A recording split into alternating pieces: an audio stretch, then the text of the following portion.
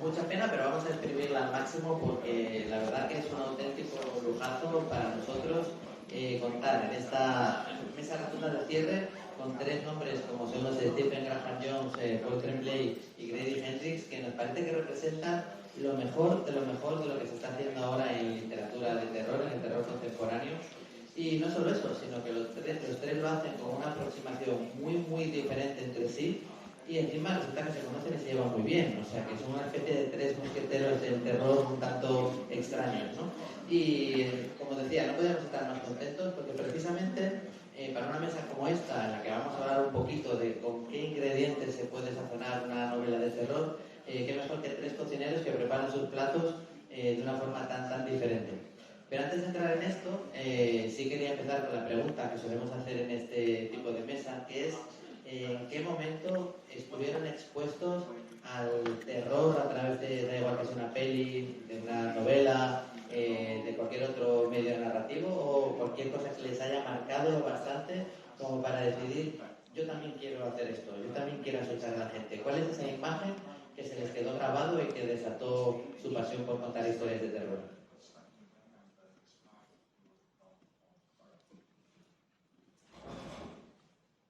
The first horror I saw was there was a television broadcast of The Shining when I was very small. And I was at my great aunt's house, and I wasn't allowed to watch it.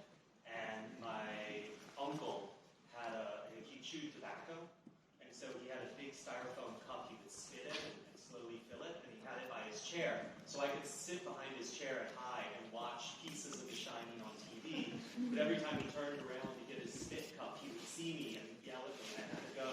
And so I have just a vague memory of pieces of The Shining and this cup filling with brown spit.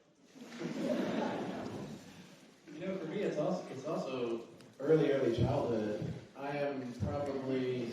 Oh, you can go.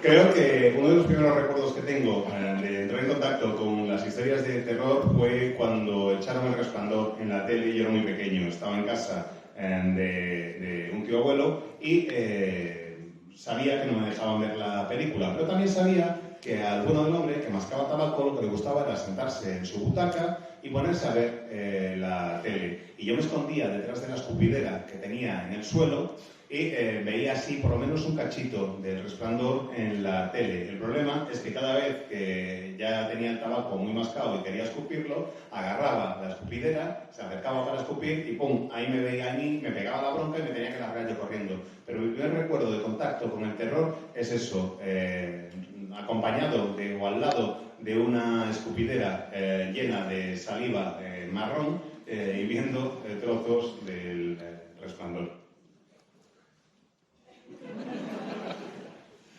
I know I'm supposed to say that a babysitter let me watch The Exorcist and Texas Chainsaw Massacre when I was 6.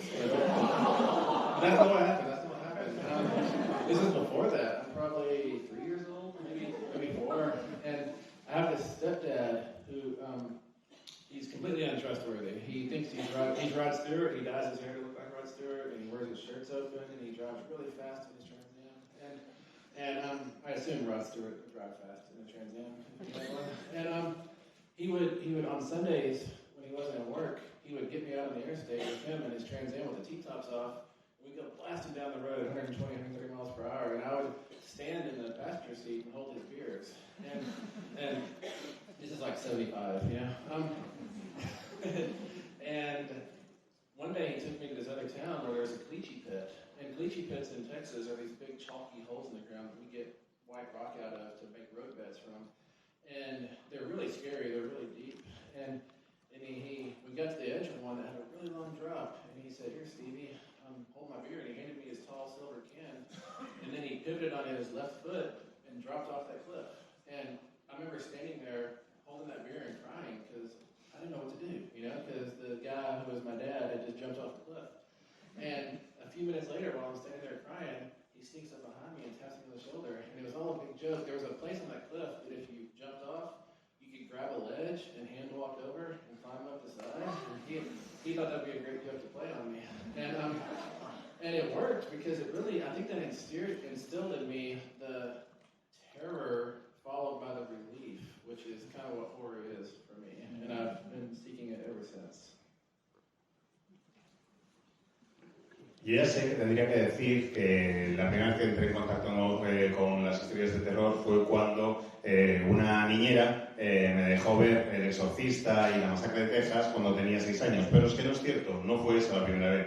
Cuando yo tenía unos 3 o 4 años, tenía un padrastro que no era nada de fiar, en absoluto. Que iba por ahí el tío todo chudito, con el pelo como si fuera Rod Stewart, con la camisa abierta como si fuera Rod Stewart, que creía que era exactamente igual que Rod Stewart y que encima iba conduciendo su coche, que era un Trans Am, a toda pastilla, como supongo que haría Rod Stewart si tuviera un Trans Am también. Y entonces, los domingos, si él no tenía que trabajar, muchas veces me pillaba y nos íbamos a dar una vuelta en el coche. Él iba a unos 140, 150, 160 kilómetros por hora y yo, de copiloto, le sujetaba las latas de cerveza. Os hablo más o menos de 75, para que os hagáis una idea. Y el caso es que cerca de donde vivíamos había una especie de pozos o de fosas de cal, una especie de minas de cal. Básicamente sacaban cal y sacaban una cantera, mejor dicho, de cal o de cuarzo, de donde sacaban el cuarzo que utilizaban para poner como sedimentación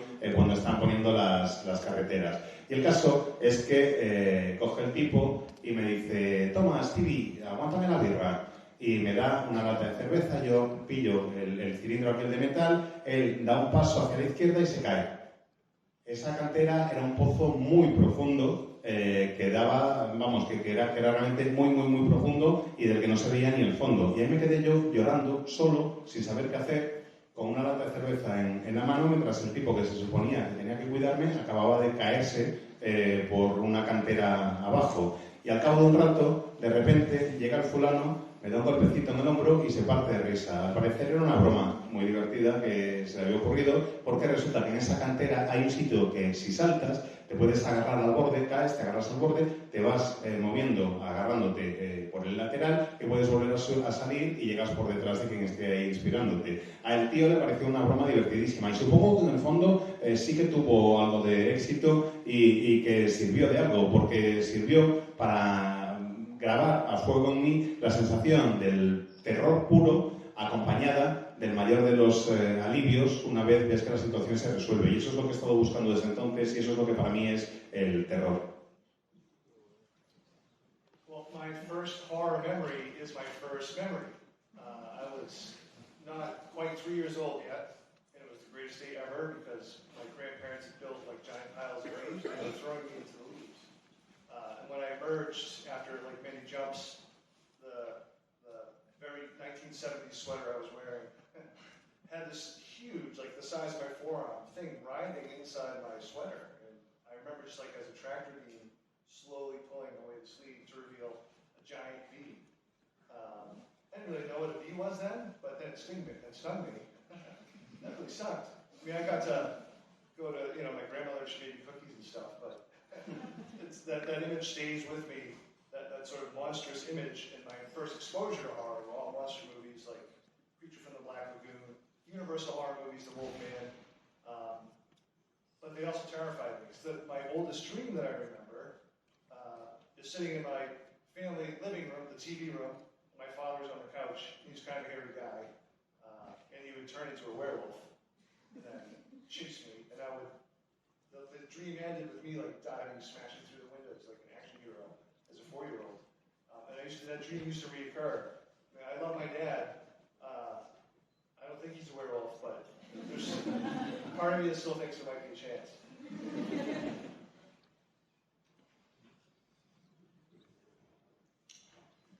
Os voy a contar primero lo que es mi primer recuerdo con una experiencia de terror y luego os hablaré un poco pues, de las películas. El caso es que mi primer recuerdo de una situación que me provocó pánico, que me provocó terror, se produjo cuando tenía yo pues ni 3 años, no había cumplido 3 años todavía y estaba jugando con mis abuelos. Y mis abuelos habían apilado un montón de hojas secas en el jardín y el juego era que me tiraban y yo caía entre las hojas y salía y me pillaban y me volvían a tirar. Y así estábamos jugando todo el rato y estaba una y otra vez y cuando ya había perdido la cuenta, de repente salgo de entre las hojas y en la manga del jersey, un jersey muy setentero que llevaba yo en aquella época, claro, hay algo que se está retorciendo, algo que se mueve y que es del tamaño un poco más o menos de mi antebrazo. Y entonces, como si fuera un rayo tractor, lo agarro el puño con los dedos y lo retiro. Y me encuentro con que hay un abejón enorme ahí metido. Yo no tenía ni idea de lo que eran las abejas y lo aprendí aquel día, porque me picó y la verdad es que menuda experiencia. Sí, mi abuela luego me hizo galletas y lo que quieras, pero lo que yo sigo recordando es esa sensación de encontrarme con una criatura monstruosa. Y luego, eso quizás me llevó a que las películas que más me llamaron la atención eran títulos como La criatura de la Laguna Negra o la de los hombres lobo, hombre lobo, perdón. Uno de los sueños más antiguos que tengo, de hecho el más antiguo que tengo, es una pesadilla. La pesadilla es que estoy en casa de mis padres, en la salita donde veíamos la tele, y mi padre está sentado en la butaca. Y mi padre es un tío bastante peludo, la verdad. Y de repente se convertía en un hombre lobo en mitad de mi sueño. Y yo trataba de escapar de él mientras él estaba intentando cazarme, y acababa atravesando yo una ventana como si fuera un héroe de una película de acción. Y eso, claro, con 4 años nada más que tenía, pues eso podéis imaginar. El caso es que creo, a día de hoy, que mi padre no es un hombre lobo. Pero hay una parte de mí que todavía sospecha que igual sí.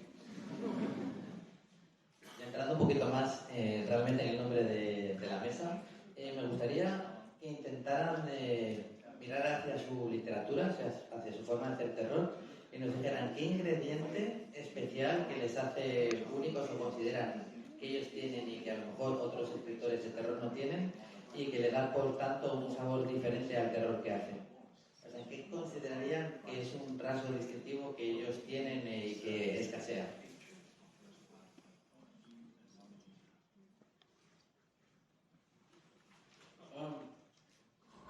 What is the distinctive feature of my or our horror? Man, with me, that I love slashers? I don't know. Yeah, but really, I grew up farming and ranching in West Texas, so I was either working off a horse or off a tractor, and most of my books seem to work best when I set them in rural areas, out in like agriculture or horse land or hunting land, that kind of stuff. And I'm not saying that I'm the only person with that kind of upbringing, that kind of backstory, but there's not a lot of us in horror, I don't think,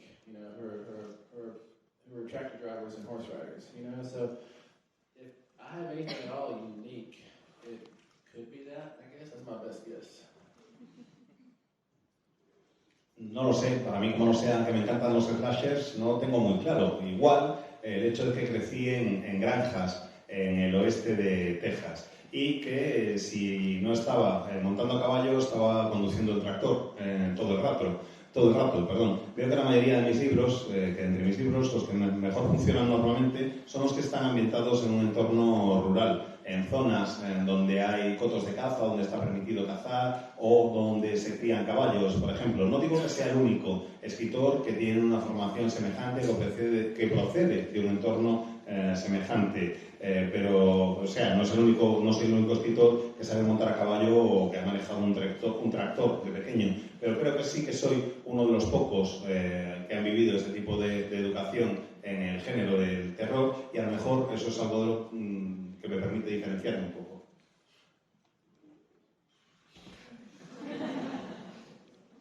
Well, my U.S. editor used to call me Mr. Ambiguous Horror, which, okay. And then lately she started calling me Mr. Sad Horror. I don't know. That's good. Geez, that's a hard question to answer. I think, and Stephen touched on it, I think all writers, if you spend enough time doing it, the hope is that your voice comes out. We get asked all the time, like, like in horror, how do you come up with a new horror story? Everything's been done. I think really the way that I attack it, and I'm sure Brady and Stephen do the same thing, is you rely on the fact that your experience is going to be different than anybody else's experience. And you mine that experience. As much as it annoys my family and friends, what they say and do end up in my books. To me, that's the part of, I guess, what makes me unique, what makes Stephen unique. It's just, my hope is, when I'm writing, I'm definitely pouring a lot of myself into the books, and then hope and trust that there will be enough readers, or some readers anyway, who will be interested in that and want to read it.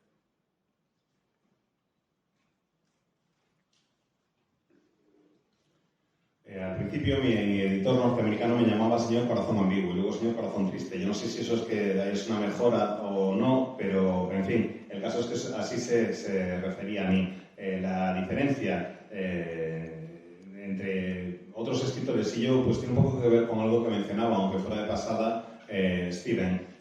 Y es que dedicamos tiempo a tratar de cultivar nuestra voz y esperamos que esa voz surja. Que con dedicación, poco a poco, se vaya formando y podamos verla. Cuando nos preguntan, o cuando me preguntan, ¿cuál va a ser el siguiente elemento de terror que vas a incluir? ¿Cómo vas a hacerlo? Yo creo que hago todo lo que puedo por inspirarme por el mundo que me rodea. Pero la forma en que yo vivo es distinta a la que vive cualquier otra persona. La forma en que yo siento las experiencias es totalmente distinta a la que las siente otra persona. Y me fijo mucho a mi alrededor y trato de aprender de lo que sucede con la gente que me rodea. A mis amigos y a mi familia les molesta bastante el que siga haciendo una cosa que hago, que es fijarme en lo que hacen ellos y meterlos en mis libros. Pero a mí eso me funciona y me va bastante bien. Y me va bastante bien. Y espero que cuando me pongo a escribir, vierto gran parte de mí en las páginas de un libro. Y espero que lo que estoy poniendo sea interesante y que haya lectores que estén de acuerdo conmigo que también les parezca interesante. I don't know. I think asking us how our writing voices sound to us, it's like asking us how our speaking voice sounds to us. It's different than how it sounds to other people. Like if you hear, I know that I sound very sexy and manly. When I hear my voice recorded, it sounds like a scarecrow being. So it's hard. But I know that the three of us do something similar, which is we cannibalize our lives and turn them into these stories. And I know that I am obsessed with the neighborhood I grew up in because I keep writing books about it. And there's certain stories I've heard in my past that I have lined up that I will keep working through.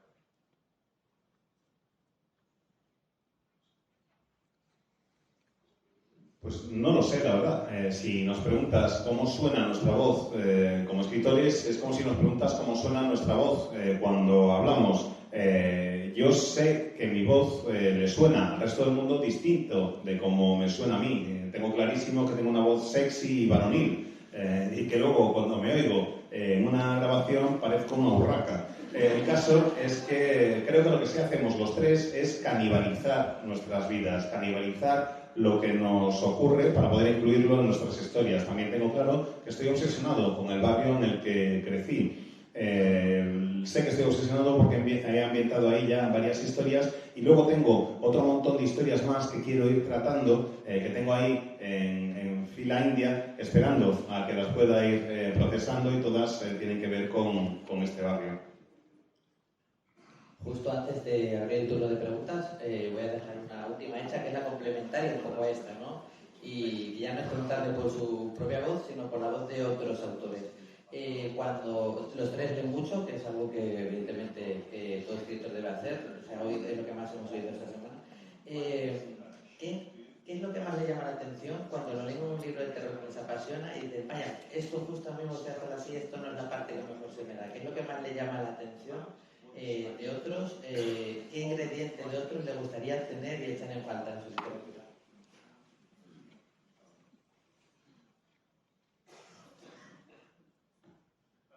We don't have enough time to talk about like what ingredients I don't have that others do. Research, man. So, I mean, as my own writer, I'm pretty self-aware that I feel like for me, plot is like the hardest thing to do. That's why I typically try to plan out a book just so I can have some sort of map. I feel much more comfortable with character and voice. So, when I come across books that both do what I like as a reader, like character and voice, that excites me. But also, I read someone like Alma Katsu. I don't know if she's been published in Spanish, but she writes a lot of historical horror and stuff I could never do. But it excites me. And I'm probably going to embarrass embarrass her, maybe not, but Mariana Enriquez has become one of my favorite, if not my favorite writer working right now. I got to read a very early copy of her novel, Our Shade of Night. And when I read something that good, my initial reaction is jealousy, I'll admit it. But that quickly passes into just pure excitement. And then when I finish the book, I want to talk about it to people. I talk to these guys about it. I call my friend John Langan, who's another writer that I really admire. And even though I know I can't do that book, it makes me want to somehow take little sparks, some little spark from it to help me lead into a different path, into sort of, the weird dark cave of horror. But that's my favorite part as a reader. Is I'm always, maybe I shouldn't be surprised, but I'm continually surprised by still how much inspiration and excitement I get from reading something that's great.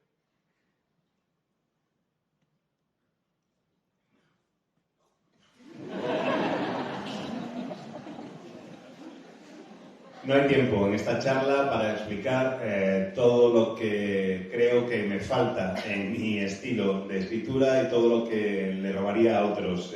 Por ejemplo, odio la investigación, el proceso de documentación.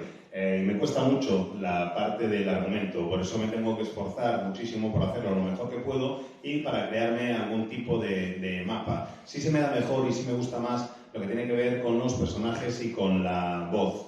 Por eso, cuando leo un libro en el que los personajes y la voz están bien construidos, me llama rápidamente la atención y me encanta poder leerlo. Pero por otra parte, leo novelas como las de Alma Katsu, que yo no sé si la han publicado en España, que hace terror histórico, y yo sería incapaz de hacer algo así por el grado de documentación que requiere. Pero no puedo evitar emocionarme. Y ahora igual voy a quedar aquí un poco como fanboy, me da un poco de vergüenza decirlo en voz alta, pero me parece que Mariana Enríquez es una de las mejores escritoras vivas de terror ahora mismo. Es, sin lugar a dudas, si no es mi favorita, está muy cerca de serlo. Una de mis favoritas o mi favorita. Tuve la enorme suerte de poder leer Nuestra parte de noche antes de que se publicara. Y os lo reconozco, cuando lees algo así de bueno, la primera reacción es, en mi caso, celos, sentir envidia. Y luego paso a estar absolutamente emocionado, flipando con la obra y recomendándosela a todo el mundo. Se la he recomendado a estos dos, por ejemplo. También me gusta mucho la obra de mi amigo John Deegan. Siempre busco autores que me proporcionen una chispa, que me den algún elemento que me permita encontrar un camino nuevo por el que moverme dentro de la cueva oscura, de la caverna oscura, que es el terror. Y no deja de sorprenderme, y quizás ya no debería sorprenderme tanto, cuánto me inspira el poder leer un buen libro. Cómo me inspira a nivel personal encontrarme un libro que me emociona. I'm very jealous of people who can write first person in a really distinct voice. Like Shirley Jackson's We've Always Lived at the Castle, or Charles Portis's True Grit, or there's a writer, Ken Greenhall, who did a book called Lenore. He also did a book called Baxter, I think it's from Carfax, or Hellhound, I think it's called here. So I'm very jealous. I've only written one book in first person, which is the Final Girl Support Group, out in September, buy a copy. But it was so much fun and gave me so much pleasure to do that I'm suspicious of it and don't want to do it again for a while, because as an American, if something brings me pleasure, I think it must be bad.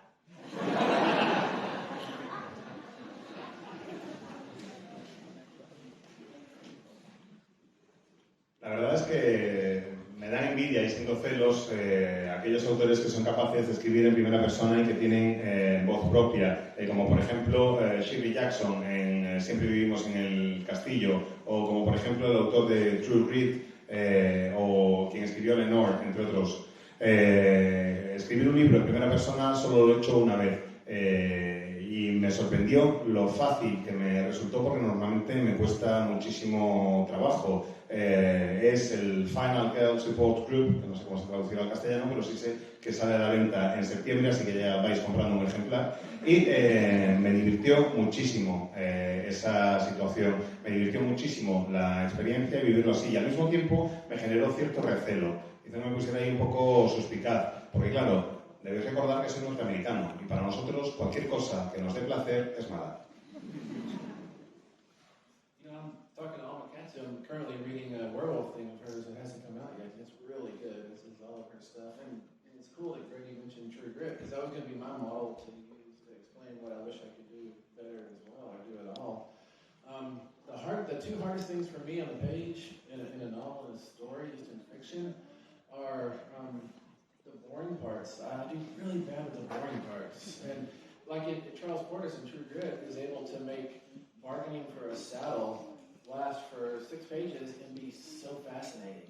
And for me to make something fascinating, I need somebody in a mask with an axe around the corner, you know? That's exciting, but I can't do it. I can't do the boring parts. The boring parts are somebody sitting in a room thinking, do I like her? Do I like her? Do I like him? I'm sure that's interesting to them, but I have a hard time making that interesting to the reader, or making it interesting enough where I want to keep reading it. So therefore, there's a lot of axes in my stuff. I also do poorly with the gaps. You have to have gaps in your fiction where you jump across time, whether it's 2 hours or 14 years. I don't know if I judge those gaps as well as I should, and I'm really jealous of writers who have a natural instinct for how to judge those gaps. And those gaps aren't the boring parts. What those gaps are the parts the reader can fill in themselves. They don't need you to hold their hand through that part. And it's really hard for me on first draft to figure out how to space and stage those gaps. Usually on revision, I can approximate it, and then first readers and editors come in and they make it a lot better, and then readers get it and they see all the places I messed up, it's too late to change anything.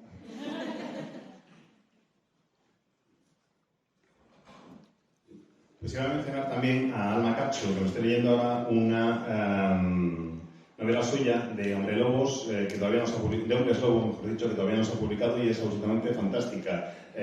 Y me encanta que Grady haya mencionado a Carson Porter con Valor de Ley, True Grit, que es realmente un libro que me parece absolutamente extraordinario, porque logra algo que a mí me cuesta muchísimo, y es que Curtis Porter es capaz de lograr que lo aburrido sea interesante. Se tira, creo, en Valor de Ley como una secuencia de 6 páginas, más o menos, describiéndote cómo es el regateo para pagar el precio de una silla de montar. Y a mí eso me alucina, me parece increíble que consiga mantener la tensión y mantenerte interesado con ese regateo por el precio de una silla de montar. Para que algo sea emocionante para mí, tiene que haber un fulano en mi obra, es decir, tiene que haber un fulano con un pasamontañas y un hacha escondido esperándote al doblar la esquina. Me parece increíble el poder mantener el interés de los lectores. Si intento hacer yo algo así y empiezo con las partes aburridas, que son las que más me gustan escribir siempre, lo de a él le gusta, a ella le gusta, dijo esto, dijo lo otro, me aburro, me resulta realmente muy pesado. Yo necesito que haya muchas hachas y que pasen muchas cosas. También echo de menos el saber manejar mejor las elipsis, lo que son los saltos en el tiempo, bien sea un salto de 2 horas, de 14 años, no sé muy bien cómo hacerlo ni cómo meterlo, no sé muy bien cómo espaciarlos, cómo controlarlos y gestionarlos.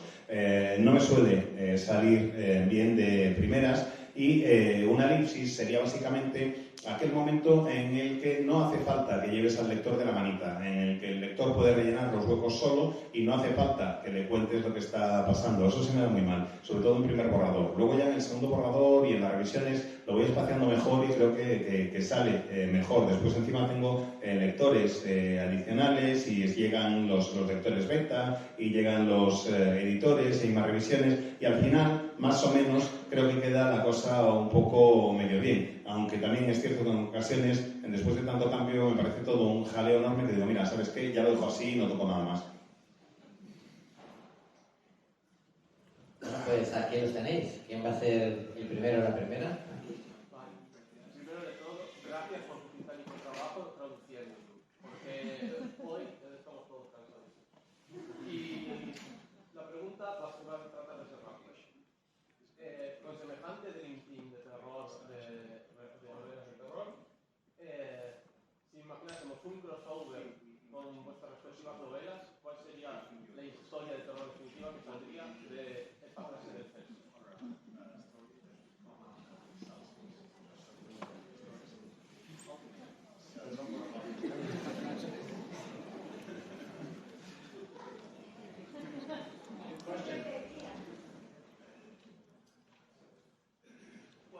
it's not going to be very exciting, but it would involve sort of, if it's just us three by ourselves, getting lost, not being able to order food properly, and when we do order food properly, which happened today, we were sent endless tortillas. We ordered tres. They sent us endless. Start eating and then another tortilla.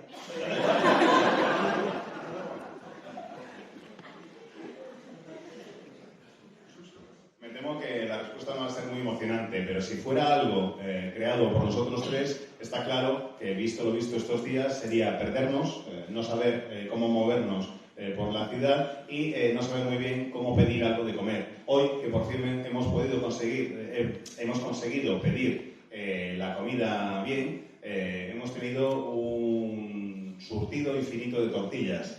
Creíamos que habíamos dicho 3 tortillas, pero aquello era interminable. Acabábamos una y llegaba la siguiente, acababa una, era absolutamente infinito. Y dice Grady, sí, es que estamos acabando y ¡pum! Otra tortilla. I think it would be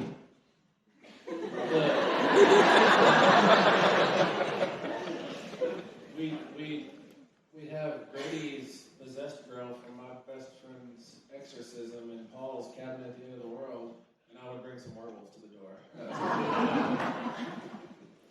Creo que sería más o menos con la chica del exorcismo de mi mejor amiga de Grady, que estaría en la cabaña al fin del mundo de Paul, y yo simplemente dejaría unos cuantos hombres lobo en la puerta. What is inside the tortillas, and is it still crying? ¿Qué había dentro de las tortillas? ¿Y sigue llorando? Bueno, nada, agradeceros a todos, los 3 invitados, el traductor, el presentador. Y yo quería lanzaros la siguiente pregunta. ¿El verdadero terror, el terror puro, tiene que acabar mal o al menos en una nota inquietante?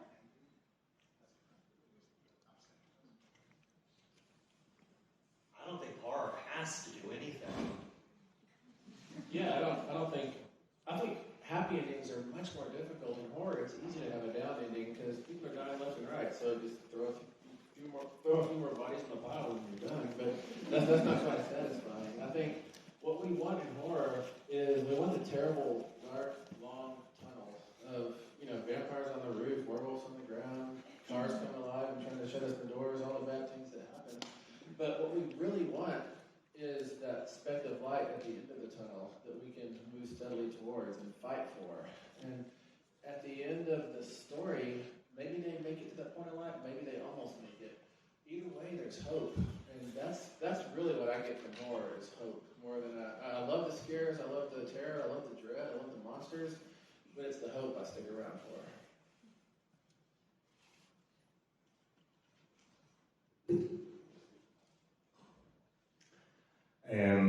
Dice Grady, el terror no tiene por qué hacer nada. No tiene que hacer nada. Y dice Stephen, la verdad es que un final feliz en una historia de terror es difícil que te cagas. Porque claro, en mi caso por lo menos me voy cargando a gente a diestro y siniestro y al final acabas con una pila enorme de cuerpos y no tiene por qué ser un final exactamente satisfactorio. Tienes que vivir una situación dura, efectivamente estar como en un túnel en el que hay coches aparcados, tienes por encima del túnel vampiros, por debajo hombres lobo y los coches están abriendo las puertas y tratando de darte un golpe. Se trata de que lo pases mal, pero al final de ese túnel oscuro en el que estás tiene que haber un punto de luz, una luz hacia la que te diriges. Y a veces, al final de la historia, llegan a esa luz y se salvan, y a veces no, pero a pesar de que no lleguen, sí tiene que haber esperanza. Para mí eso es lo que hace que me quede en el género de terror. No es por los monstruos, no es por las emociones, no es por los sustos ni nada por el estilo, es por esa esperanza que subyace al terror, en mi punto de vista, lo que hace que yo me quede. I would only want to amend or what Stephen said about it, it's harder to write a happy ending in horror. It's harder to write one that works, that's good. There's plenty of shitty happy endings in Hollywood horror, particularly. It's hard to do well. So, but back to what Grady said, of course, there's no such thing as pure horror. And the last thing I would add, very briefly,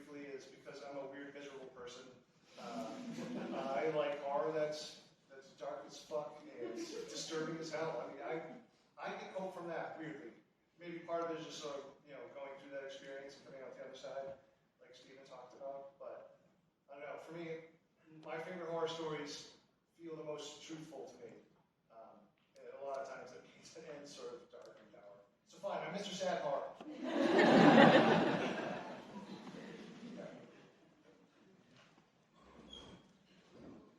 Me gustaría simplemente añadir algo a lo que decía Stephen, y es que lo que es difícil en una historia de terror no es escribir un final feliz, es escribir un buen final feliz, uno que funcione, porque finales felices de mierda en películas de Hollywood, en películas de terror de Hollywood, los tenemos a patadas. No se trata de eso. Yo igual es que como soy un tío raro y miserable, me gusta que las historias sean oscuras de la hostia y que te creen un mal cuerpo de cojones. Y esa es la experiencia que me gusta vivir cuando tengo una cosa de terror. Mis historias de terror favoritas son las que me parecen más verdaderas, las que suelen tener un final oscuro y deprimente. Y al final, pues mira, va a resultar que no soy el del corazón, sino del terror ambiguo o triste que decía al principio, se puede ser el del terror oscuro.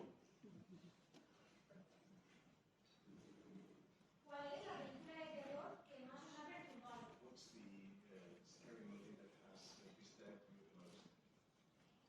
What's the scary movie that disturbed us the most? Martyrs. The French film? Mártires. Pensaba que eran murders, asesinatos. Mártires, la peli francesa. Paranormal Activity is the movie that made me stay up the most nights.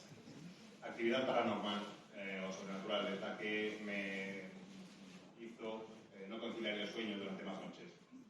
Well, I mean, if I'm going to go by number of nightmares received, this is going to be a lame answer, but it's Jaws. When I was 10, I had 10 straight years of shark nightmares, I'm not exaggerating. I'm going to go with Lake Mungo, even though it's not like the most disturbing movie ever made, but when I first saw the scene that the movie builds to, I felt my brain breaking. I've never been so frightened by a movie. And it was so, and the piece that it happens, I don't want to spoil it if you haven't seen it. It's just so subtle, and my family was asleep, and I was stupidly watching it late at night with all the lights off. I had to grab my phone and just get the glow, just to have a little bit of light, because I was so funny. A ver, si la respuesta es por número de pesadillas provocadas, es una respuesta bastante aburrida porque es Tiburón, la película que más miedo me ha dado a lo largo de mi vida.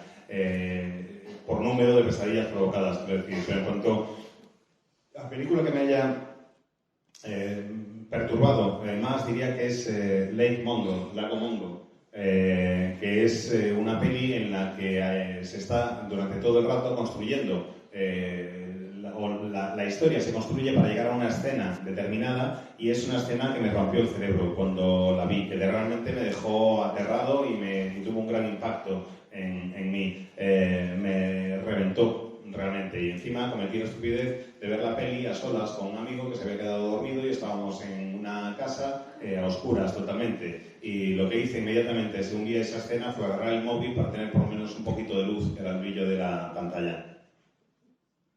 Hello, Paul, I swam about 150 yards out into the ocean today and I dared the sharks to come get me and they never did, so you're okay. Bueno, ten en cuenta, Paul, de todas formas, que estamos en tierra firme, lejos del mar ahora mismo. Yo, cuando vi el tiburón me daba miedo, siempre reté a los tiburones a que vinieran a perseguirme y no ha llegado ni uno, así que de momento estamos a salvo. I was standing in waist deep water with floaties on my arms. Yo sería el que está en mitad de la playa, con el agua hasta la cintura y con manguitos allí puestos. I was sitting on the beach, not going in the water. Yo estaría sentado en la playa, pero de entrar en el agua ni de coña. Sí, yo tengo una pregunta para Grady Hendrix sobre la guía del club de lectura para matar vampiros.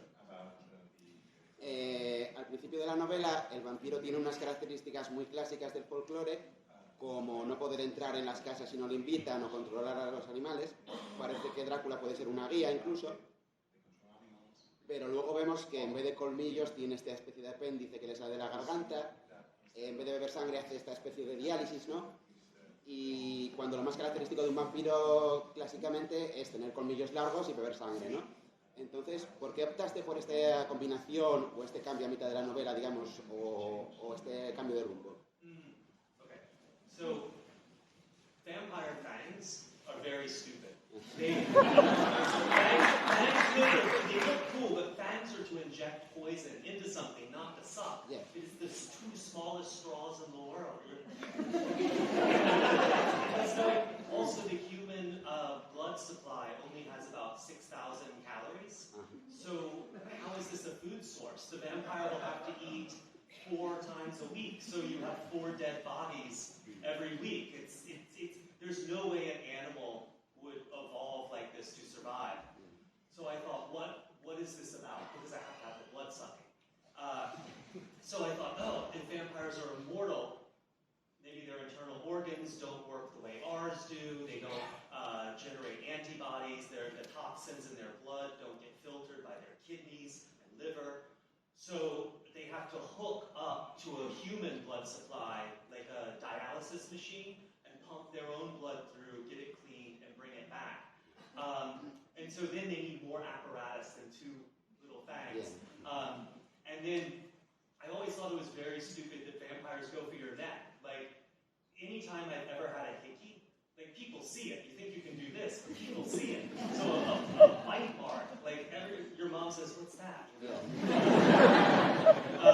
I have one beer, and 9 hours later, my mom, she would know. So I thought, oh, they would go for the femoral artery on the thigh, and also that is a disgusting image for the vampire to be fixed on the thigh. Thank you.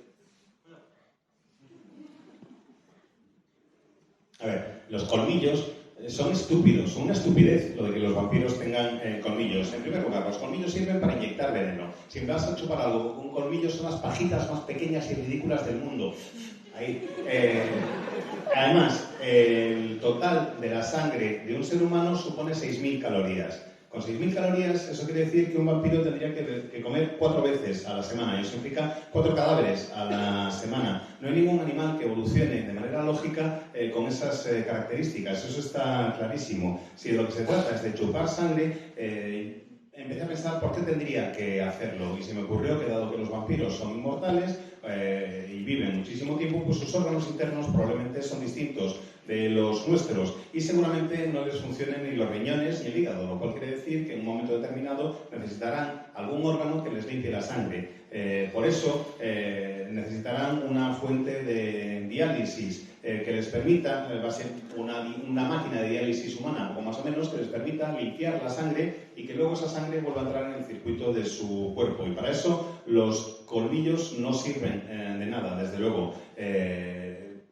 Por eso se me ocurrió lo de ese otro apéndice distinto. Encima, aparte, ahora que estamos hablando de esto, ¿por qué en el cuello? De verdad, en el cuello, en serio. ¿No veis a la gente cuando tiene un chupetón que se sube en el cuello de la camisa pensando que nadie se va a dar cuenta y lo ve todo el mundo? Yo me imagino, de adolescente, cuando llegaba a casa con uno de ellos, o que me tomaba una birra y mi madre 9 horas después hacía... ¿Has tomado una cerveza? Pues eso es lo mismo que ocurriría con lo de las marcas de los colmillos en el cuello. Por eso pensé que era mejor que en lugar de que mordieran en el cuello, mordieran en la arteria femoral, en el muslo, que me parece también una imagen bastante perturbadora, con el vampiro allí amorrado pegado al muslo de la víctima.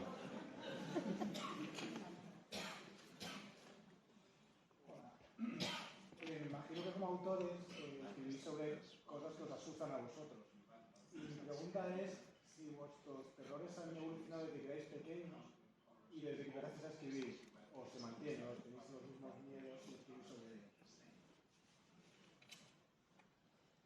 Are the things that scare us that we write about still the same, or have they evolved since we were young? I thought I was getting away with just saying that. Mine is exactly the same. I'm afraid of a person's body with an animal head, and that's why I wrote Mongrels, I think, and that's why Elkhead Woman has an elk head. And I keep doing that over and over. I'm really scared of that, and I'm also scared of the dark, and I'm scared of losing people. I'm just scared of everything. So no, it hasn't changed. It's still the same. I'm very scared. Mi miedo sigue siendo el mismo desde que era pequeño, que es el encontrarme con alguien con cuerpo de persona y con cabeza de animal. Eso creo que está presente en Mestizos, por ejemplo, o en El único indio bueno, que es lo de la mujer con la cabeza de alce. También me da miedo la oscuridad y me da miedo perder a mis seres queridos. En el fondo es que me da miedo todo. Maybe I should have went first, because except for the animal head thing. No, afraid of the dark. I'm a scaredy cat. I don't know if there's a similar phrase in Spanish for scaredy cat, but no, like when I was a child, I used to sleep with stuffed animals to a really embarrassing old age. Sleep with stuffed animals as a fortress around my head to protect me. My brother was 5 years younger, and I would send him upstairs first. He was the canary in the coal mine. If he went up and survived any attack, I would go upstairs. Yeah, no, I'm scared of everything, so it all sort of goes into the books. And the things that most scare me, like I can't write about, so I'm not going to talk about it because I don't want to be scared.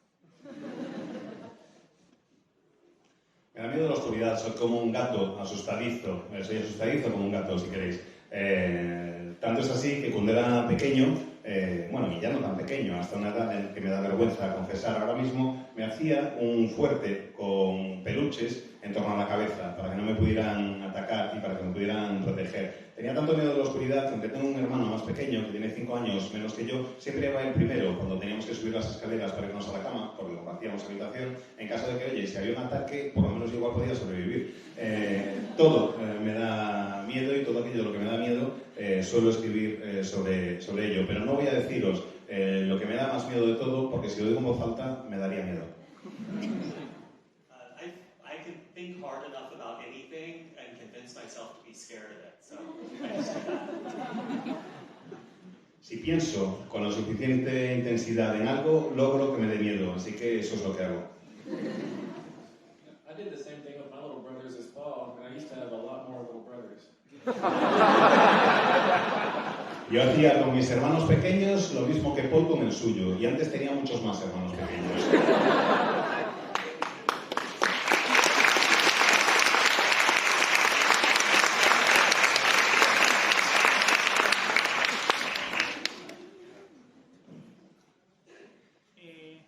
Yo tenía una pregunta que, bueno, en parte se ha respondido, que es, ¿de dónde sacáis la inspiración para el temor? ¿Sacáis de vuestros propios temores o de dónde sacáis para asustar, de lo que os asusta?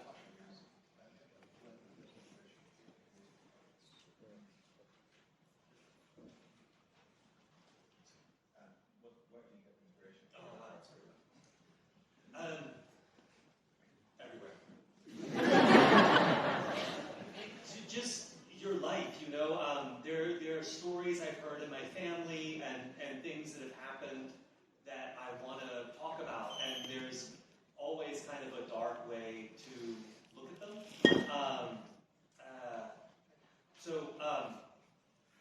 The book that's coming out in January, How to Sell a Haunted House, it's about kids who are adults who have to deal with their parents' house after they die and all the stuff that gets left behind. Because I've always found other people's things gross. When I was a kid, I'd go to people's houses and I wouldn't want to touch anything or eat anything because I'd read about skin flakes and how you shed millions and millions of skin flakes every day and they fill up your house and there's skin mites and all these things. So I found other people's objects really gross. And then there's also a lot of haunted puppets and dolls in this because as a kid, my grandparents gave me these marionettes that I think they found in the garbage. And they tried to clean them up, but they still look pretty bad. And they hung on the back of my door, and I didn't want to touch them to throw them away, so they just stayed there every night and really scared me. So, that's in the book. So it's kind of everything. I feel like our whole lives are just endless horror shows. You can find a lot. Oh.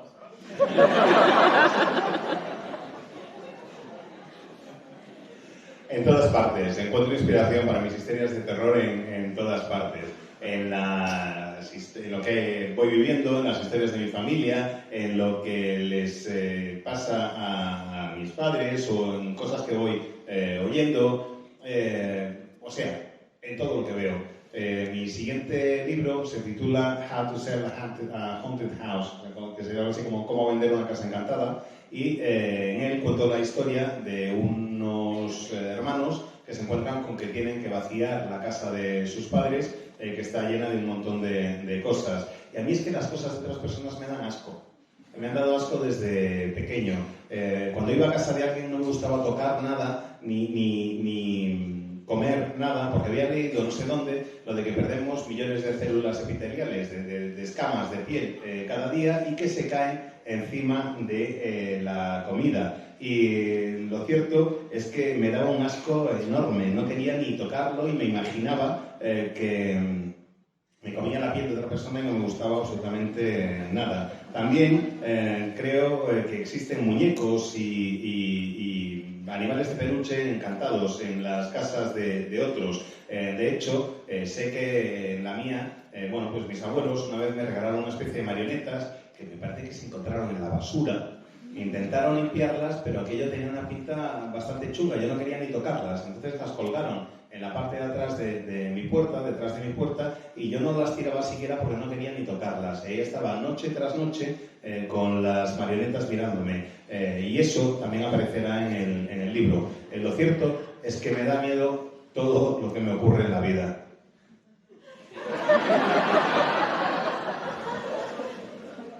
Yeah, those skin flakes Grady's talking about, you can find a lot of them on the back side, on the top of a ceiling fan, you know? And which is why in Only Good Indians, I wanted to make the living room scary, and to me that was the scariest part of the living room, was the top side of a ceiling fan, because I'm one of those people that likes to walk through a room and while the ceiling fan is turning and reach up and tap it so that it all kind of size off, and then I just keep walking, and so everybody in the room gets all that flakes all over them, which is really fun. You should try it. But yes, like Grady said, everything is inspiration for the horror. And like, I guess an example would be, you know, every day I go to my closet to select a shirt to wear, say, but one of those days, what if I went into the closet and a shirt selected me? What if its sleeve reached out and wrapped around me, you know? And that's where a horror story starts for me. And then I have to imagine what kind of house is going to have this kind of closet, this kind of shirt in it, and all of a sudden I've got a novel. And none of y'all use that, because I think I'm going to use that. Sí, sobre lo que decía de las células, de la escama, de la piel, de las escamas de piel y demás que mencionaba Grady, bueno, donde más se concentran es en las aspas de los ventiladores que cuelgan del techo. En la parte superior de las aspas de los ventiladores que cuelgan del techo. Yo soy una de esas personas que, sabiendo esto, me encanta entrar en una habitación cuando el ventilador está encendido y darle un toquecito para bañar a todos los que están ahí en ese polvillo que cae. Es súper divertido. Me encanta poder hacer estas cosas. Y me gusta buscar siempre inspiración para las historias de terror en todo lo que puedo. Por ejemplo, si encuentro algo en un armario me pregunto cómo ha podido llegar hasta ahí, qué es lo que lo ha llevado. Y a partir de ahí voy empezando a explorar el resto de la casa, que son los elementos que siempre me gustan, y puede que a partir de ahí empiece a construir una novela. Bueno, ya está claro lo de los crossovers. Grady invitando a Stephen a su casa y poniendo el ventilador y otro haciendo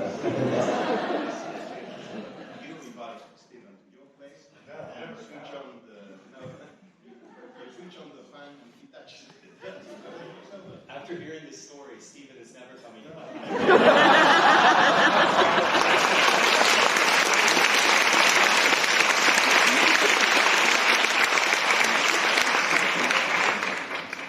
To be clear, I have never written about, nor have I thought deeply about skin flakes. I think Stephen is a monster. I'll just briefly add, because the other answers were great, that I think the one thing all three of us have in common is because of however our brains work, even before we were writers, we would dwell on worst case scenarios and the things that are in the dark and things that could possibly happen. And the trick as a writer, and this is regardless of genre, I think any writers do this, is to sort of train your subconscious to think in the what ifs even when you're not actively thinking about stories. Because to me, that's when my best ideas come, is when I'm not actively thinking about it. But also, I'm forced to sometimes be in the position, happily, like if I have a deadline for a novel and I don't know what the novel is yet, I have to come up with it. So sometimes I have to go through like a little logic experiment. So my one example would be The Cabin at the End of the World. I was coming back from Los Angeles after my editor had just rejected a novel idea. And my agent was depressed and crying. But I was sort of relieved because I didn't really like it that much. I was like, I'm glad I don't have to write that book. So I was sitting on a plane just with like a notebook, you know, trying to come up with ideas. I sort of just stopped paying attention. I was doodling and I drew a cabin. And when I say I drew a cabin, I drew a rectangle with a triangle on top. And maybe this is the math part of me, and you know, I teach mathematics in high school because I don't put enough suffering into the world. I think I did a little math thought experiment, like, hey, okay, this cabin made me think of home invasion stories. And I don't like home invasion stories because they scare me. So that actually oddly really excited me. It's like, how would I do this?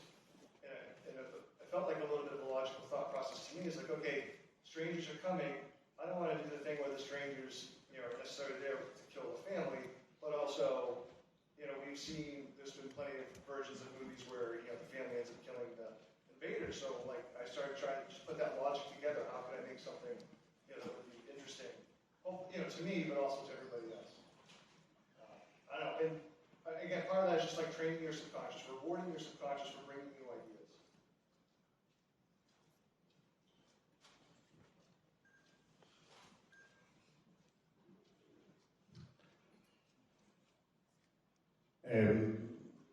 Creo que los tres tenemos en común una cosa y es la forma en que funcionan nuestros cerebros. Creo que los tres, desde antes de ser escritores, tenemos algo en común, que es que siempre nos ponemos en la peor hipótesis posible. Siempre buscamos el resultado más negativo y más oscuro. Creo que los escritores, sean del género que sean, tienen que entrenar a su subconsciente para plantearse la pregunta del ¿y si...? Y creo que así es como vamos explorando distintas historias, aunque no estemos trabajando, hacerlo todo el rato para ver si va saliendo alguna historia distinta. Cuando te encuentras con algo, plantearte esa hipótesis del easy y a partir de esa pregunta ir construyendo. A veces tienes que hacerlo de manera obligatoria porque tienes que cumplir, por ejemplo, con una fecha de entrega, pero me parece que mis mejores ideas surgen cuando el subconsciente puede trabajar con total libertad y sin tener ningún problema. Me acuerdo, por ejemplo, de que en el caso de la cabaña al fin del mundo, me acuerdo dónde surgió la historia, porque resulta que iba a una reunión con mi editor para presentar una idea de un libro que me rechazó. Y yo estaba relajadísimo, porque como me habían rechazado la idea del libro, no tenía que ponerme a escribirlo, no tenía una fecha de entrega. Y el que iba cabreadísimo, casi llorando, era mi agente. Y el caso es que yo estaba sentado en un avión con una libreta y me puse así a dibujar, sin hacer caso a lo que me rodeaba, sin pensar en nada, y dibujé una cabaña. Pero cuando digo que dibujé una cabaña, dibujé un rectángulo con un triangulito encima, porque no tengo ni idea de dibujar. Pero me quedé con la idea de la cabaña. Y con la idea de esa cabaña empecé a pensar, vale, y esta es la parte matemática mía, porque si no lo sabéis, soy profesor de matemáticas, como si no aportara suficiente sufrimiento al mundo, encima soy profesor de matemáticas. Y el caso es que empecé a pensar en las historias de gente que se cuela en casa de otros, de invasiones de hogares. Y hay muchas historias de terror en ese sentido, así que empecé a pensar, vale, ¿cómo puedo hacer que la mía sea emocionante? Y lo lógico era empezar a pensar en un grupo de desconocidos que quieren entrar y acabar con una familia. Pero eso ya se ha visto un montón de veces. Y también se ha visto un montón de veces en la tele y en otras historias, que la familia es la que al final acaba matando a los invasores. Y empecé a dar vueltas a ese concepto intentando entretenerme a mí mismo, buscando algo que me pudiera resultar interesante a mí y que por tanto después, con suerte, pudiera llegar a ser interesante para los demás. Básicamente, lo que recomiendo a todo aquel que quiera ser escritor es que entrene a su mente para que le dé ideas constantemente, para que su subconsciente haga las preguntas y que cuando le dé una idea, que recompense a su subconsciente. Quisiera hacerles una pregunta sobre un tema que creo que es común, o por lo menos he detectado común a las novelas que he leído de los tres.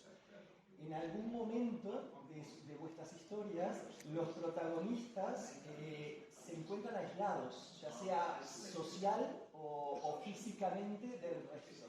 Y la pregunta es, ¿creéis que esa aislación es un catalizador, una forma de aumentar el terror en el lector o no necesariamente?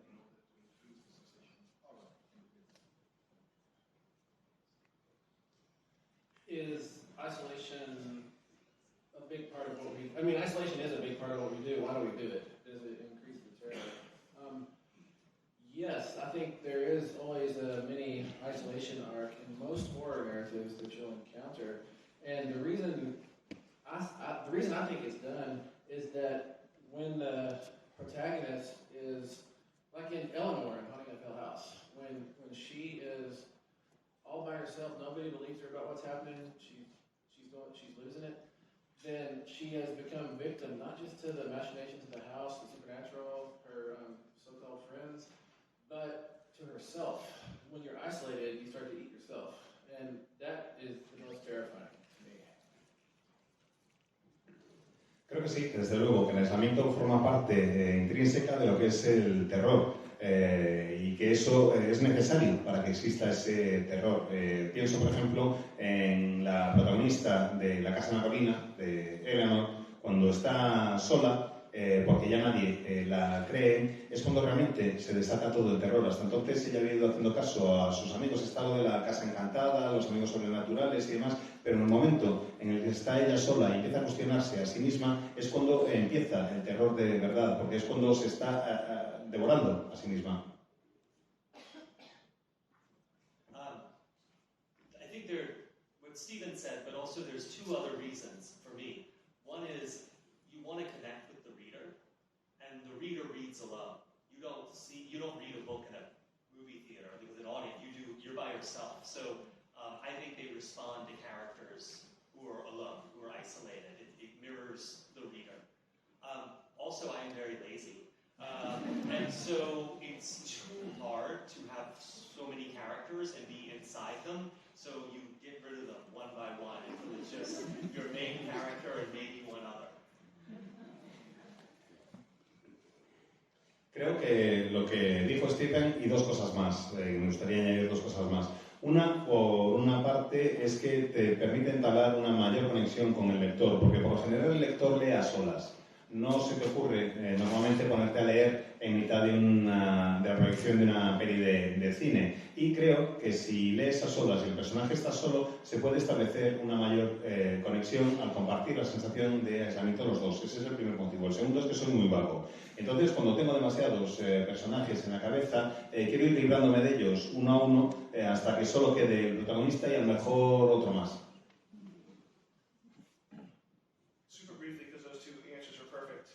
I would only add, I think, writing a horror story and putting it out today, I think it has to feel, even if it's not a plot like it's isolated, I think should feel that way to reflect what so many of us are experiencing now. I think, and this is even pre-pandemic, one of the unintended consequences, or maybe unforeseen consequences of our online lives is for so many of us feel isolated and alienated by the addiction to being online, or just seeing everything happening online. And to me, that's sort of like the quintessential feeling of what it feels like for so many of us to be alive in the 21st century. Sorry, I'm sad. Seré breve porque creo que las respuestas de Stephen y Grady son perfectas. Creo que además hay un elemento de importancia del aislamiento, del terror, porque tiene que ver mucho con la vida que llevamos hoy en día. Y me refiero ya incluso a la vida antes de la pandemia, el estar constantemente online. Necesitamos ver lo que ocurre online, necesitamos ver lo que pasa a nuestro alrededor en el entorno virtual, y sentirte aislado, no tener acceso al móvil te genera también esa sensación, al móvil o al online te genera también esa sensación de aislamiento. Es una sensación que me parece que es intrínseca al estilo de vida del siglo XXI. Lo siento, ya os dije que soy un tipo triste. Vale, yo quería preguntaros si hay un trope que se resulta de terror, que resulta absurdo, que os haga reír, y también si hay un trope que os obsesione. En el caso de Steve, por favor, que sea otro que no sean las cabezas de animales. Y eso.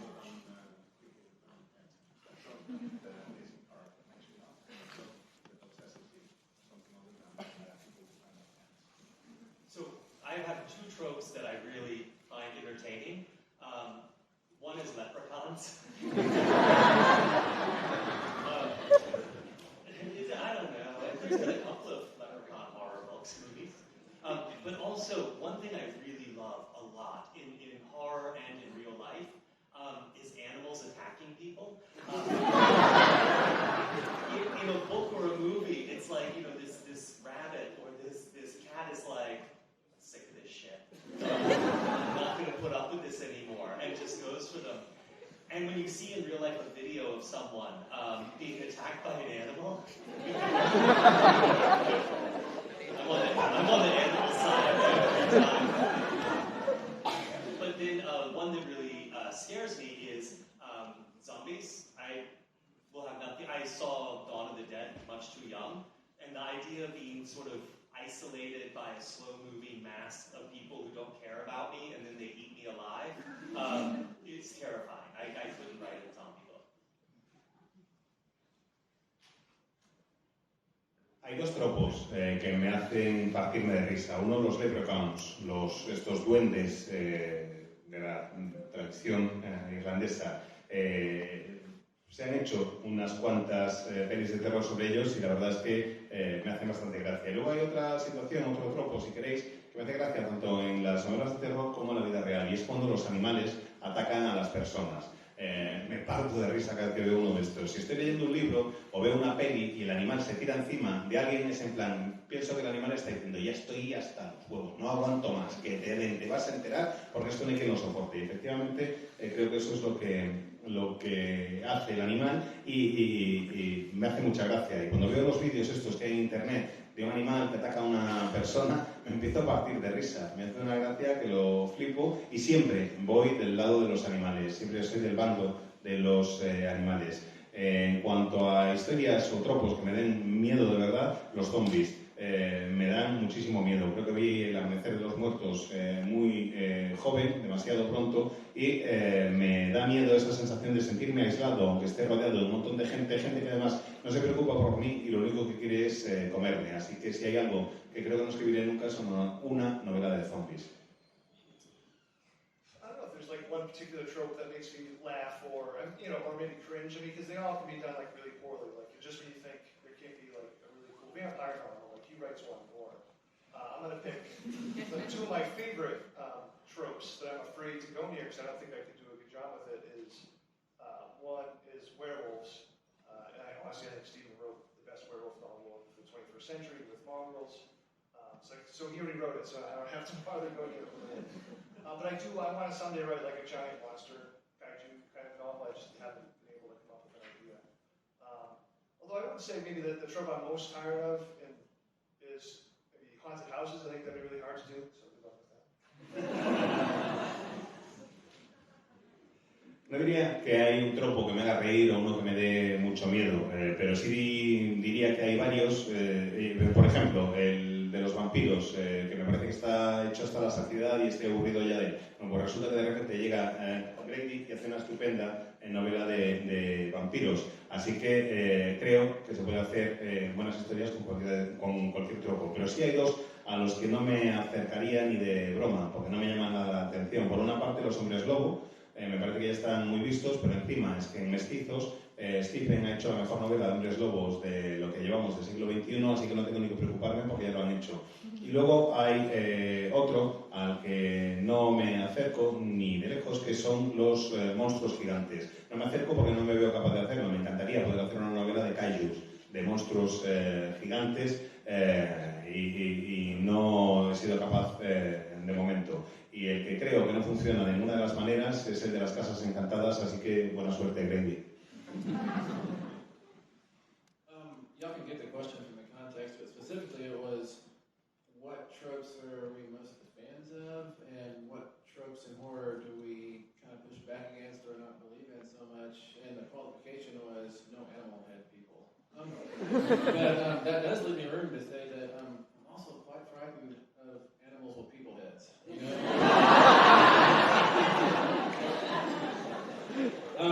But one of I think my very favorite thing in all of horror is, especially at the front of the story, when there's two kids out of Lover's Lane making out, and we know they're going to die.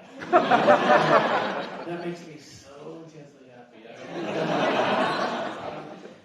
As for the trope or dynamic that I always want to push back against, or that I wish English wasn't there. It's horror writers falling back to 1992 or 1985 or 1979 to tell a story specifically so they don't have to deal with the problem of cell phones. I think that's a cop-out. I think rather we should haunt the cell phones up like in Scream, or you can use technology. You don't have to run from technology. And actually that makes the production a lot easier because they don't have to go out and find tube socks and tank tops and all that stuff. You can set it in the contemporary day, and I think that's scarier. That's our world. I know the Paul Bear's book coming out next year sometime. Starts in 1988, goes into the 90s. My next novel set in 1970.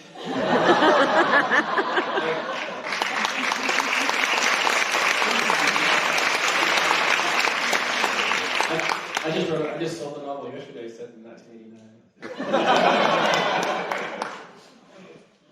But not because of cell phones. Bueno, ya que no puedo decir personas con cabeza de animal, digo animales con cabeza de persona. Eso también me da mucho miedo. El caso es que hay un tropo muy habitual que me encanta, que me hace inmensamente feliz. Cuando ves a esa parejita que está en el callejón de los enamorados y se están pegando el lote y sabes que van a morir, el anticipar esa muerte me hace extraordinariamente feliz. Hay además un tropo al que me opongo con fuerza, que no me gusta, y es cuando un autor hace una novela de terror y la ambienta en 1992 o en 1985 o en 1979, básicamente porque no quiere incluir la tecnología moderna, no quiere que aparezcan los teléfonos móviles. A mí me parece que están buscando un atajo, una escapatoria, que no pasa nada, que se puede incluir la tecnología y puedes hacer como en Scream, que los teléfonos estén encantados y no puedas utilizar el móvil. Tienes que buscar una solución, pero lo de que tengas que ponerte a buscar ese tipo de excusas, pues no me convence en absoluto. Hay que afrontar la tecnología e incluirla. Y dice Paul, mi siguiente novela, que se titulará Paul Bearers, está ambientada en 1988. Dice Grady, sí, yo acabo de publicar una ambientada en 1970. Dice Stephen, no, sí, pero es que yo tengo una ambientada en 1989, pero no porque le tenga miedo a los montes. La última pregunta. El terror se ha tratado de una manera, bueno, hay mucha gente que no se lo toma en serio, el terror. Y se trabaja muchas veces desde el terror con la comedia y con la acción. No puedes hacer que todos los personajes de una historia sean unos miedicas y huyan, y puedes hacer que todos sean entretenidos. Y eso no pasa con la comedia. ¿Cómo equilibrar para que uno pueda hacer?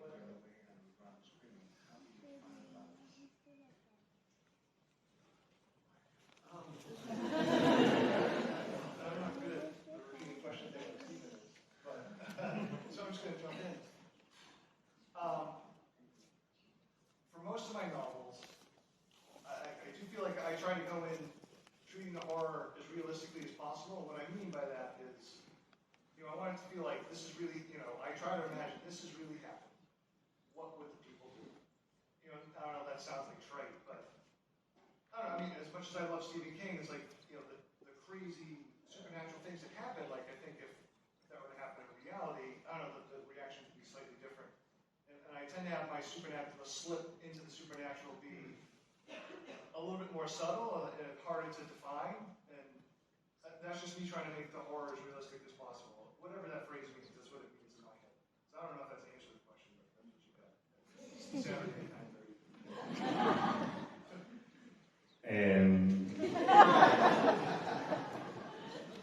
En la mayoría de mis novelas lo que intento es tratar el terror desde la manera más realista posible. Creo que eso es lo que ocurre en la mayoría de las novelas, introducir el terror de una manera que sea realista, pensar si esto sucediera en realidad, ¿cómo reaccionaría la gente? Creo que esa es la manera de hacerlo, y sé que está muy visto, pero que Stephen King decía incluso que para qué necesitas lo sobrenatural si en la realidad ya tienes respuestas distintas, ya tienes la capacidad de que haya situaciones diferentes. Yo intento ser sutil, no sé si estoy respondiendo mucho a la pregunta, intento ser sutil y presentar situaciones que me parezcan más o menos realistas sin necesidad de recurrir a lo sobrenatural, como decía King, y esas situaciones realistas que planteen respuestas realistas también. En fin, que no sé si me estoy aclarando muy bien, pero ¿qué me pedís un sábado a las 9:30? Two of the hardest things in horror for me is you have to have the characters come to believe that it's real. They're not going crazy. They're not seeing things. There's really something supernatural here. And the second hardest thing is this character has to deal with it. They can't just go home and let someone else do it. And those are the boring parts. And so you have to find ways to get through those very quickly, but convincingly. So I did a book where I made two characters ghost hunters because they will go towards the ghost. And boring, but you have to do it, and you have to convince the reader that it's real. It's boring.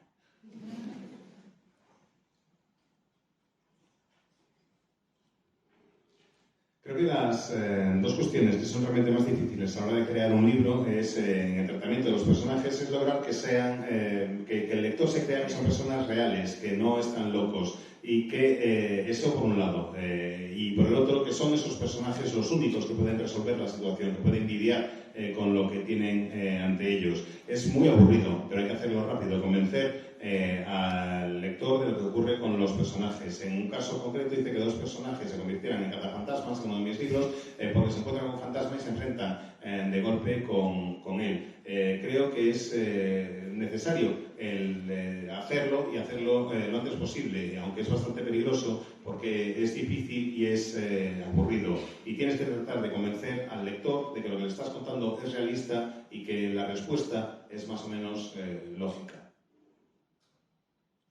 Yeah, the question kind of is, it's kind of identifying the problem or the difficulty in horror of balancing a character needing to fight and how much of an action star is that character, you know, in the story. How do you keep that balance right? Like if you look at Predator, like Dutch and Jesse Ventura and all them, those dudes are there to fight. So they start out ramped up, ready to fight. But in a slasher, like in Halloween, Laurie Strode doesn't start out a fighter. She starts out very reserved, almost scared of the world. And this horror situation she finds herself being ground through turns her into a fighter. And what that gives the story is character development. She changes. And that's what we like most in stories is characters changing from some state A to some state B or C or D or whatever. And that's the beautiful thing horror does. It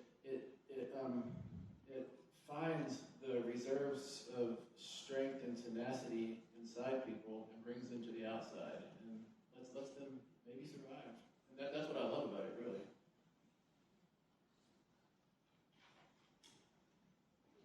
El Depredador, Dutch y Jess Ventura están ahí para lo que están. Van ya con ganas de bronca desde el principio y eso es lo que ya van buscando desde el inicio de la película. Pero en cambio en Halloween, por ejemplo, tienes a Laurie Strode que es muy reservada y que le tiene miedo prácticamente a todo y que no se encuentra cómoda en el mundo. Y la situación que vive, la situación aterradora que vive, la transforma. Y eso es lo que está muy bien, hacer que el personaje vaya viviendo las situaciones que lo van transformando para que pase de A a B, a C, a D. Y eso es lo que me gusta del género de terror también, que te obliga al personaje a encontrar esas reservas, esa fuerza, esa tenacidad que todos tenemos dentro y que al final va a ser lo que le permita sobrevivir.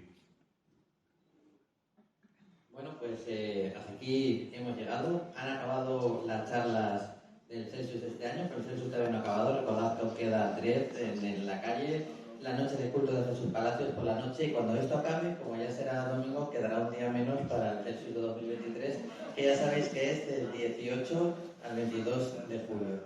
Una vez dicho esto, esta mesa que hemos tenido hoy para hablar de terror no podía tener mejores autores en la mesa. Como alguien dijo antes, este Dream Team de la literatura de terror es exactamente eso. Tres autores muy distintos entre sí, tres autores que nos muestran tres maneras muy diferentes de hacer terror y que los tres son extraordinarios. Seguro que van a seguir haciéndonos pasar miedo de forma controlada. El verdadero miedo es el que cuando apagas la televisión sigue ahí, los libros los cierras, la película apaga la tele y te vuelves a seguir haciendo con tu vida. Muchas gracias a los tres por hacernoslo pasar tan bien, haciéndonoslo pasar mal. y queremos que os llevéis un recuerdo de esta mesa extraordinaria, de este vuestro primer Celsius, esperamos que no el último. El mejor recuerdo que creo que os podéis llevar, aparte de nuestro cariño, es este fuerte aplauso.